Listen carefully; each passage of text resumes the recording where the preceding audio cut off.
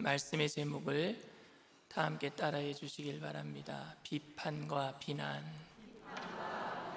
비판과 비난.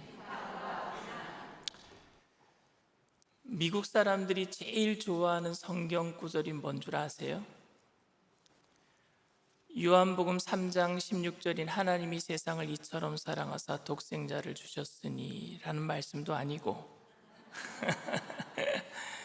시편 23편 야훼는 내 목자시니 내게 부족함이 없으리로다, 이 말씀도 아니에요. 무슨 말씀이냐면 마태복음 7장 1절 2절 말씀입니다.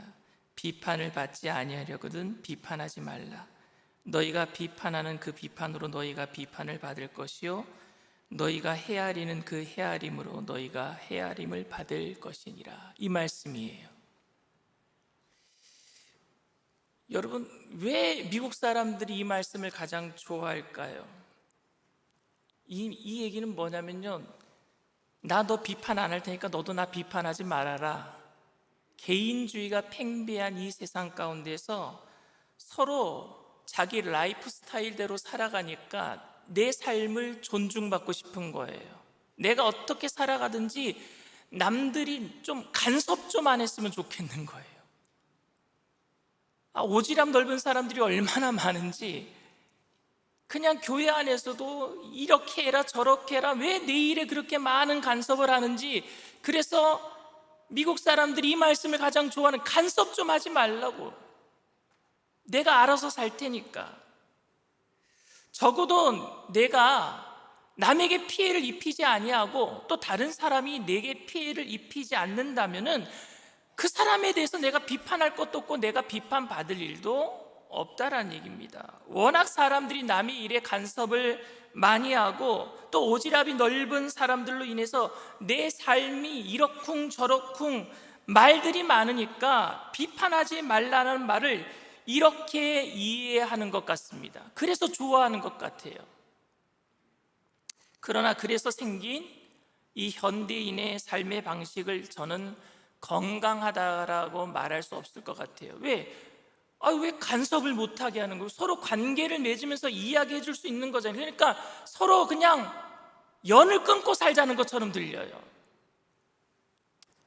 오늘 그렇기 때문에 오늘 야고보서 말씀도 해석하기가 그렇게 쉬운 말씀은 아닙니다. 오늘 저는 이 말씀이 쉬워 보이지 않는 두 가지 이유를 먼저 말씀드리겠는데, 첫 번째, 현대인들이 비판하지 말라라는 말을 단순히 남의 일에 신경 쓰지 말라라는 말로 이해하는 것 같아요. 야고보 사도는 오늘 본문에 이렇게 얘기합니다. 11절에서 12절 말씀입니다. 형제들아, 서로 비방하지 말라. 형제를 비방하는 자나 형제를 판단하는 자는 곧 율법을 비방하고 율법을 판단하는 것이라. 내가 만일 율법을 판단하면 율법의 준행자가 아니요 재판관이로다. 입법자와 재판관은 오직 한 분이시니 능히 구원하기도 하시며 멸하기도 하시느니라. 너는 누구이기에 이웃을 판단하느냐? 비방하는 사람은 율법을 비방하는 사람이고 율법을 판단하는 사람이 되고, 율법을 지키는 준행자가 아니라 율법을 만든 재판관이 된다라고 했으며, 그래서 너는 누구이기에 감히 이웃을 판단하느냐라고 얘기를 했습니다. 우리는 율법의 재판관이 아니라 율법을 지키는 자이기 때문에 남이 율법을 지켰는가 지키지 않았는가 따지지 말고 간섭하지 말고 나나 잘해라, 당신이나 잘해라, 이런 말로 들리지 않습니까, 여러분? 친절한 금자씨라는 영화 보셨어요? 거기에 유명한 유행어가 있어요. 뭐냐? 너나 잘하세요. 남이야 전봇대로 이빨을 쑤시던 말던, 남이야 국자로 밥을 퍼먹던 말던, 지나가던 행인이 어르신에게 욕을 하던 말던, 그게 나랑 무슨 상관이 있습니까?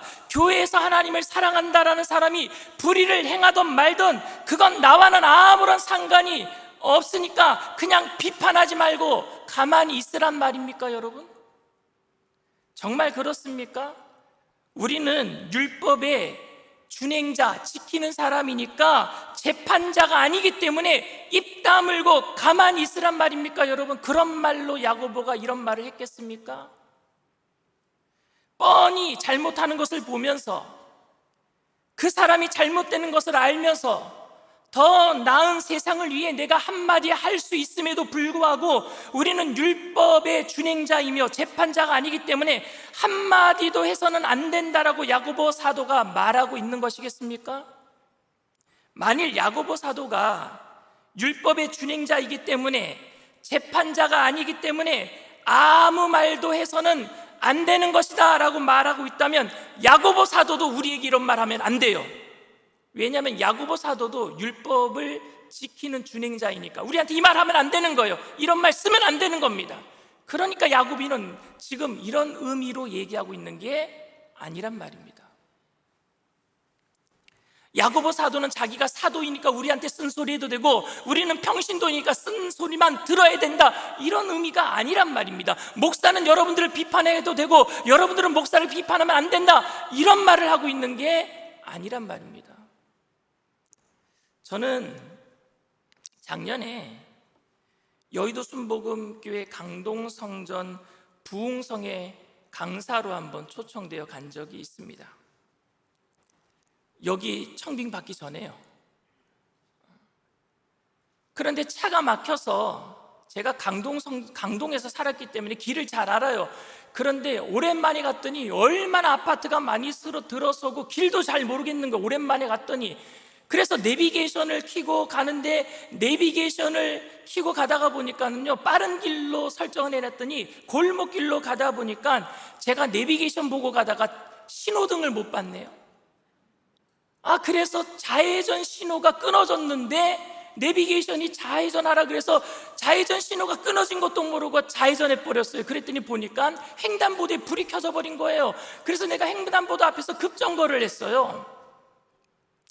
그런데 제가 횡단보도 앞에서 급정거를 했는데 제가 들어오는 거를 보고요, 사람 하나가 뛰어 들어오는 거예요. 제 차에 치이려고 그랬는지 뛰어 들어오는 거예요. 뛰어 들어오면서요, 핸드폰을 딱 켜더니요, 제 얼굴을 찍는 거예요.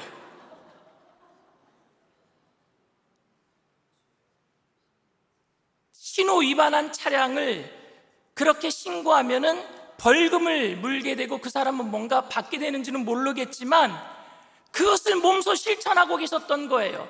한바탕 잘못했으면 그분 칠 뻔했어요. 그분이 뛰어 들어왔다니까요, 일부러 제 차 앞에. 제가 그때 속으로 무슨 생각했게요? 무슨 생각했냐면, 지가 뭐라고, 자기가 뭐라고, 경찰도 아니면서 갑자기 신호 위반한 차를 보고 더 급하게 횡단보도로 뛰어들면서 제 차를 저지하는 그 위험한 일을 왜 하고 있는 것인가, 이렇게 생각을 했어요. 그런데 여러분, 이런 사람들이 있기 때문에 사회가 더 밝아지는 것 아니겠습니까?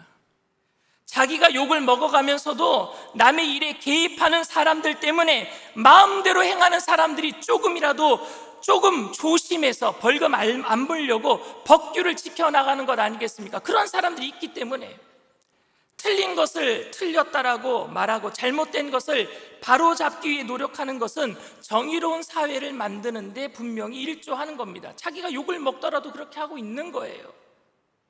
그런데 틀렸다라고 말하는 것이 자기의 주관적인 생각이 강할 때에는 독선으로 보이기도 하고 자기의 잣대로 남을 판단한 것처럼 보이는 것도 사실이기는 합니다. 우리는 율법의 준행자이지 재판관이 아니다라는 말이 남의 잘못을 보고도 말하지 말라라는 모습으로 볼 수도 없고, 교회가 불의와 부정한 일을 행하는 것을 보면서도 남의 일이니까 상관하지 않는 그런 모습이라고 볼 수도 없습니다. 왜냐하면 그건 건강한 모습은 분명히 아니기 때문에 그렇습니다.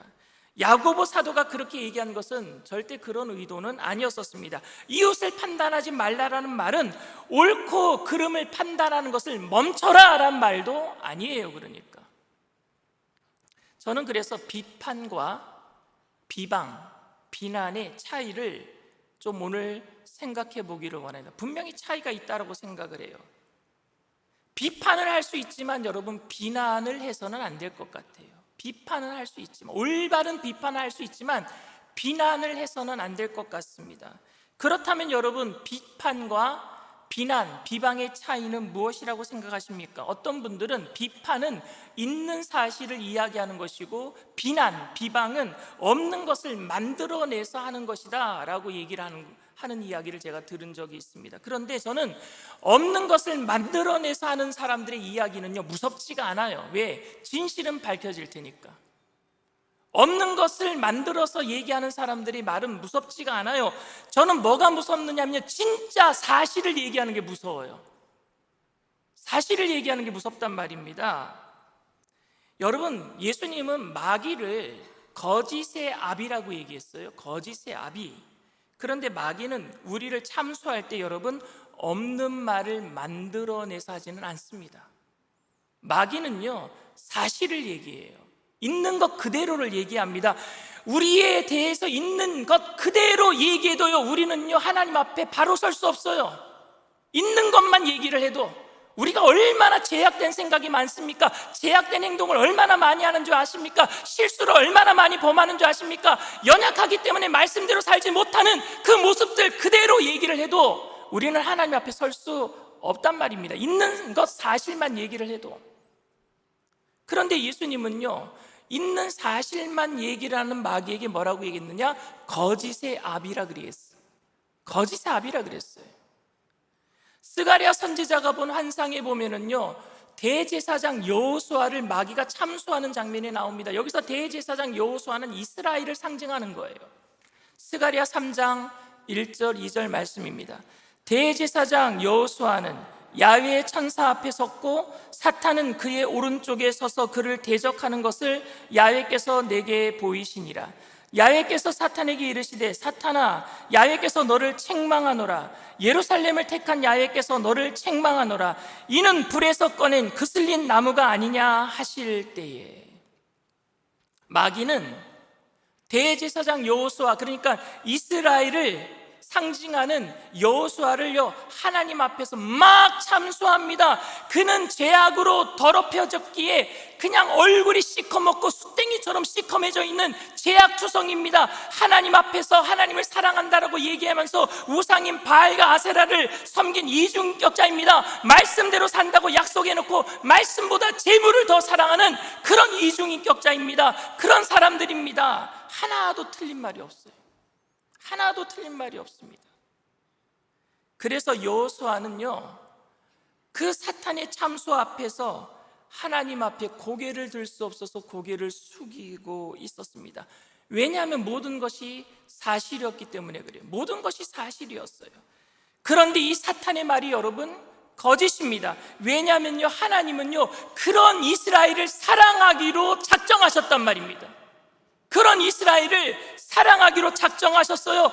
하나님의 사랑을 의심하게 만들었기 때문에 거짓이란 말입니다. 그래서 하나님은 이렇게 사탄에게 말씀하셨어요.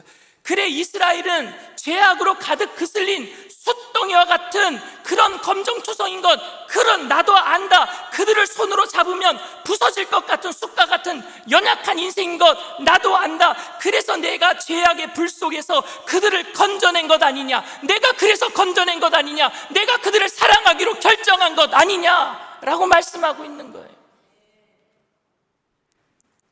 마귀는 하나님 앞에서 우리를 참소할 때 없는 것을 만들어서 꾸며낸 이야기를 할 이유가 없어요. 그만큼 우리는 연약하고 추잡합니다. 추악해요. 모든 것을 하나님께서는 다 알고 계세요. 그 앞에서 마귀는요, 거짓말할 필요 없어요. 없는 것을 만들어낼 필요도 없습니다. 그런데 마귀는 거짓말쟁이가 되고 말았어요. 왜냐하면 하나님의 의도를 변질시켰기 때문에 그래요. 하나님이 사랑하기로 한 이스라엘 백성들에게 의심이 들게끔 만들었기 때문에 그래요. 사실을 말하는 건 여러분 중요합니다. 사실을 말하는 것 중요해요. 그런데 그 사실을 어떤 의도로 말하고 있느냐가 더 중요해요. 우리는 사실을 말한다라는 것 그 한 가지 때문에 악한 의도조차 합리화시키려고 할 때가 너무나 많아요. 우리에게 너무 사실이라서 말 대꾸조차 할 수 없을 때가 있습니다. 저는 아내와 요즘은 말다툼 안 해요. 요즘은. 근데 예전에 말다툼할 때가 가끔 있었어요. 그러면 여러분, 저와 아내가 말다툼하면 누가 이기겠어요? 에? 누가 이겨요? 아니요, 제가 이겨요. 제가 이겨요. 아내가 저한테 늘 말싸움하면 지면서 하는 얘기가 있어요. 목사니까 말도 잘한다고. 목사니까 말도 잘한다고. 그러면 제가 이렇게 받아칩니다. 내가 뭐 틀린 말 했어? 그 말에 아내는 대꾸를 하지 못합니다. 사실인데, 맞는 말인데, 그런데 제가 너무 미워요. 맞는 말이라서 대꾸는 하지 못하는데, 제가 틀린 말에서 하는 말이 너무 의도적으로 그냥 말 못하게 그냥 한마디도 못하게 하는 것 같아서 너무 밉단 말입니다. 사실만 말하고 있는데 너무 못됐어요. 목사가 그래요, 여러분. 그 못됐다는 것을 증명할 길이 없어. 여러분, 비판과 비난의 차이는 없는 말을 만들어서 하느냐, 있는 말만 하느냐의 차이가 아닙니다. 사전적 의미로 비판은 옳고 그른 것을 판단하는 것이고, 비난은 남의 잘못을 책잡아서 헐뜯는 것이 비난입니다. 이 차이가 너무 분명한 것인데 여러분, 현실에서는요, 이게 비판인지 비난인지 구분하기가 너무 힘이 듭니다. 오늘 본문이 어려운 두 번째 이유는 비판이 나를 잘되게 하기 위한 조언이 아니면 나를 책잡아서 무너뜨릴 심산인지 그 의도를 모른다는 것 때문에 힘들다라는 거예요. 그가 사실을 말했는가, 그게 중요한 것이 아니라 무슨 의도로 말하고 있는가, 이게 중요한 겁니다. 10길 물속은 알아도 한 길 사람 속은 모른다 그랬어요. 그래서 그 의도를 구분해내는 것이 그렇게 쉬운 일이 아닙니다. 저는 여전히 먹는 것을 좋아합니다. 그런데 누군가가 저에게 목사님 그만 드세요, 맛있는 음식을 막 먹고 있는데 목사님 그만 먹으세요 라고 비판을 했다고 합시다. 그런데 그 사람이 정말 제 건강을 생각해서 그만 먹으세요 비판을 했다면 그건 진짜 올바른 비판이에요. 그런데 그 사람이 내가 먹는 것을 중지시킨 다음에 자기가 내가 먹던 것을 먹으려고 했던 그런 심산이었다면 그거는 비판이 아니라 뭐예요? 비난이 되는 겁니다. 의도가 틀리잖아요. 의도가. 누군가가 저에게 강 목사 목회 똑바로 해, 제 목회가 잘 되기 위해서 비판하는 것이라면 좋은 의도로 했다면 비판이 됩니다. 그런데 강 목사 목회 똑바로 해 해놓고 제가 정말 딥다운되어서 우울증에 걸려서 목회를 그만두고 이 교회를 자기가 차지할 심산으로 그런 말을 했다면 그건 뭐예요? 비난이 되는 겁니다. 우리는 상대방의 그 의도를 알아내는 게 가능하지가 않아요. 상대방이 무슨 의도로 그 이야기를 하는지 우리는 그 의도를 알아내는 것은 가능하지 않습니다. 오늘 본문은 상대방의 의도를 알아낼 수 있는 능력을 너희들이 키워라 라고 하신 말씀이 아닙니다. 그러나 여러분, 상대방이 가지고 있는 의도는 내가 몰라도 적어도 내 자신은 알 수 있습니다. 내가 무슨 의도로 지금 이런 이야기를 하고 있는지 내 자신은 내가 알 수 있어요. 사람들은 남을 속일 수 있어도 자기 자신은 속일 수 없습니다. 남을 위한 건전한 비판이라고 말하면서도 그 사람이 안 되기를 바라서 하는 비난일 수 있다는 것은 자기 자신은 알 수 있어요. 그것이 자기 자신이 마치 남이 잘되게 한 비판인 것처럼 자기를 합리화시키는 것처럼 하고 있지만 결국에는 남이 안 되는 것을 위해서 하고 있다는 것은 나는, 다른 사람은 몰라도 나는 안단 말입니다. 남들의 잘못을 고쳐주기 위해서 말하는 것 같은데, 이 사회가 잘못되는 것, 그런 것을 바로잡기 위해서 내가 쓴소리하는 것 같은데, 내 중심을 살펴보면 그냥 이야기거리 삼아서 즐기려고 하는 잘못됨이 우리에게 도사리고 있지는 않은지 우리는 살펴봐야 된단 말입니다. 다른 사람이 가진 이런 의도를 알아내는 것은 가능하진 않지만 적어도 내가 가지고 있는 마음은 살필 수 있지 않겠습니까? 오늘 본문에 형제들아 서로 비방하지 말라라는 말씀은 내가 이웃을 사랑해서 하고 있는 말인지, 아니면 내 자신의 위치와 명예 때문에 하고 있는 말인지 다른 사람은 몰라도 내 자신은 알 수 있지 않느냐라는 말씀인 줄 믿습니다. 야고보 사도는 그냥 비판하지 말라고 하신 것이 아니라 입법자와 재판관인 하나님 한 분, 그분 한 분 앞에서, 그분이 계시니까 그분 앞에서 비방하지 말자, 이렇게 얘기를 하고 있습니다. 하나님이 우리를 판단하실 줄 믿습니다. 우리를 판단하시는 분은 하나님 한 분뿐이니까. 이 말씀은 하나님이 판단하실 테니까 남들이 하는 말이 비판인지 비난인지 그것을 내가 살피지 말고 내 마음을 먼저 살펴보자라는 말씀이에요. 그래서 우리는 날마다 하나님 앞에서 우리의 언행을 살펴봐야 합니다. 다른 사람의 의도는 알 수 없어요.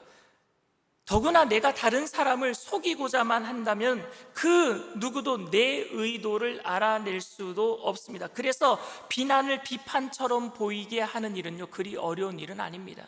내가 남을 막 비방하고 헐뜯고 비판하면서도 그것이 올바른 비판처럼 보이게 하는 것은요, 그리 어려운 일은 아니에요. 교회가 잘되게 하겠다고 비판하고 목사 잘되게 하겠다고 비판하는 이런 모든 일들이 정말 올바른 비판처럼 보이게 하는 것은 그리 어려운 일이 아니에요. 그런데 그런 비판 때문에 교회가 허물어지고 목회자가 무너질 때도 있단 말입니다. 내 자신이 그거를 살펴봐야 된다는 거예요. 내 자신이. 현대교회의 심각한 문제는 뭐냐? 그 비판과 비난을요, 내 멋대로 하고 있다는 거예요. 내 멋대로. 하나님 앞에서 해야 되는데, 하나님 이 임재 앞에서 내가 지금 이것이 비판인지 비난인지 살펴봐야 되는데, 하나님 임재를 생각하지 않고 마음대로 얘기하고 있다는 거예요. 마음대로. 하나님 앞에서 행하시게 되길 바랍니다. 하나님 앞에서 기도하게 되기를 바랍니다. 그런데 제가 이렇게 말하는 것이 여러분들에게 얼마나 영향가가 있겠습니까? 하나님의 존재가 지금 느껴지지 않으니까 말입니다. 그러니까 눈에 보이지 않는 하나님이 눈앞에 지금 안 보이니까 아직도 내가 그냥 마음대로 얘기하는 거예요. 하나님의 임재를 생각하지 아니하고. 저는요, 제가 설교할 때마다 보이지 않는 하나님, 그분도 저에게 가장 중요한 분이지만 정말 무겁게 저에게 다가오는 눈에 보이는 한 분이 지금도 앉아 계세요. 우리 사모입니다. 제가 설교할 때 너나 잘하세요 라고 할까봐 저는 제가 설교를 전한 대로 살려고 노력합니다. 왜? 아내가 보고 있단 말입니다. 그 임재라고 얘기하면 좀 그렇지만 그 존재가요, 무겁게 다가와요. 저는 일부 예배가 되게 좋아요. 아내가 2부 예배부터 참석하니까. 근데 가끔 요새 또 일부에 나와요. 사실 제가 설교를 잘하기 위해서 아내 앞에서 말씀대로 살아가는 것은 아니지만 그만큼 그 존재를 의식해야 된다라고 저는 여러분들에게 말씀드리는 거예요. 하나님의 존재를 우리가 의식하고 살아갈 때에 달라지지 않겠습니까? 목사가 아내를 의식할 때에 좀 달라지는 것처럼 말입니다. 하나님의 그 임재가 우리에게 느껴질 때에 우리의 삶이 달라지지 않겠습니까? 하나님 앞에서라는 코람데오 의식을 가지고 살아가야 될 줄 믿습니다. 유일한 입법자요 재판관이신 하나님께서는 우리가 하는 말을 모두 듣고 계시고 알고 계시고 그렇게 말하는 의도까지 우리 마음속 중심까지 파악하고 계신다는 사실을 여러분들 믿으시길 바랍니다. 사랑하는 성도 여러분, 오늘 말씀은 단순히 남의 말을 하지 말라는 것이 아닙니다. 비판하지 말라라는 것이 아니에요. 하나님 앞에서, 하나님의 임재 앞에서 말하라라는 거예요. 하나님을 생각하고 말하라는 얘기예요. 율법의 입법자와 재판관이신 하나님 앞에서 율법의 준행자인 내가 이웃을 사랑하는 말, 이웃을 살리는 온전한 비판인지 살펴서 말하라는 이야기입니다. 세워주는 말이 아니라면, 사랑하려는 말이 아니라면 아무리 옳은 말이라고 할지라도 합당한 말이 아닙니다. 그렇게 되면 그를 세워주고 사랑해서 하는 말이 아니라면 틀린 말이 아니라고 섣불리 말하려고 해서도 안 되는 거예요. 하나님께서 우리의 마음을 보고 계시는 줄 믿습니다. 저와 여러분 모두가 하나님 앞에서 말하고 하나님 앞에서 행동함으로 율법의 입법자요 재판관이신 하나님 앞에 율법의 준행자로서 바로 서게 되시기를 주님의 이름으로 축원을 드립니다.